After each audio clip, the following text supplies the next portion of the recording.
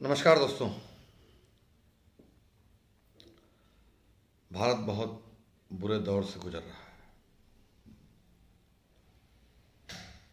और सिस्टम की प्राथमिकताएं आप सब देख ही रहे हैं। चारों तरफ लाचारी ही लाचारी ही दिख रही है। लोग अपने लोगों को बचा पाने में असहाय हैं, पैसा रुपया होने के बावजूद, क्योंकि यह व्यवस्था का बोलबाला है। ऐसी स्थिति में इन सब के पीछे चारों तरफ जो हाहाकार मचा हुआ है, उसको संभालने की बजाय आज की सरकार, आज का सिस्टम,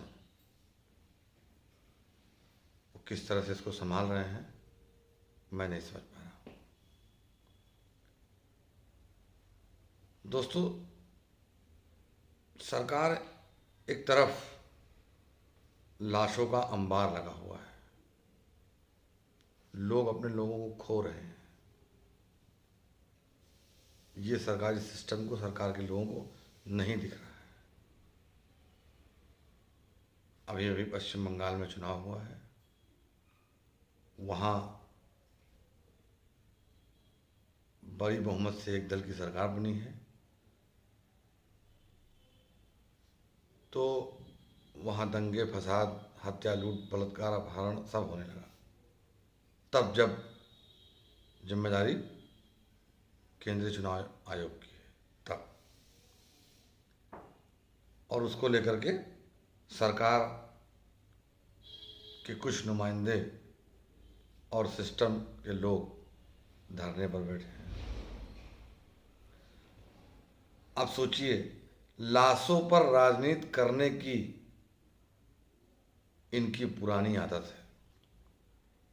कार्यकर्ता मर रहा है बंगाल में, धरना देंगे उत्तर प्रदेश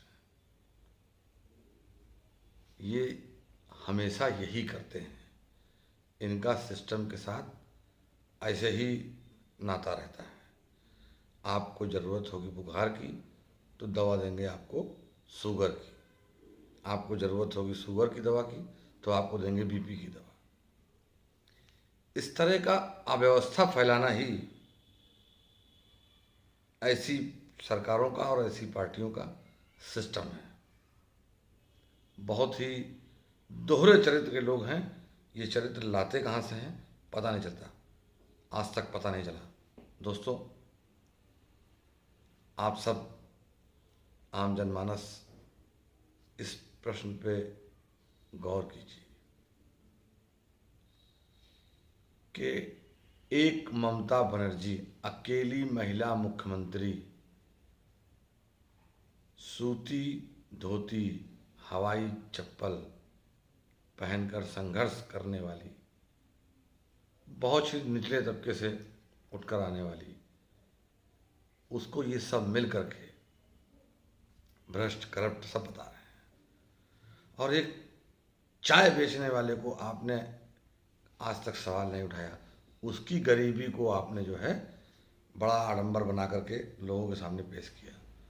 और इनकी गरीबी गरीबी नहीं है। इससे पहले भी स्ट्रीट लाइटों में पड़कर लोगों ने राष्ट्र के लिए बहुत कुछ किया। एपीजे अब्दुल कलाम उसका नमूना है। तमाम ऐसे लोग हैं, उन्होंने कभी अपनी गरीबी की ब्रांडिंग नहीं की। लेकिन आज जिस तरह से आडंबर रचा जा रहा है एक आदमी को लेकर के, मुझे लगता है कि देश के लिए बहुत भयावह होगा। अगर आप भी, आपकी आंखें नहीं खुली तो कब खुलेंगी?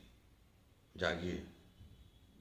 सिस्टम में काला बाजारी से लेकर के सब कुछ हावी हो चुका है। आज तक हिंदुस्तान में कभी ऐसा प्राइम मिनिस्टर देखा जो आपदा में अवसर ढूंढ ले? प्राथमिकताएं देखिए। जब प्राथमिकता अस्पताल की, बेड की, ऑक्सीजन की है, तब उनकी प्राथमिकता अपने बंगले और संसद हाउस बनाने की है।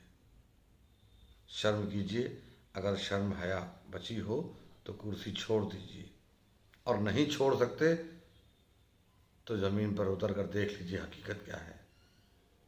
तुम्हारी फाइलों में जो मौसम गुलाबी है, ये दावा झूठा और आंकड़े किताबी हैं। धन्यवाद।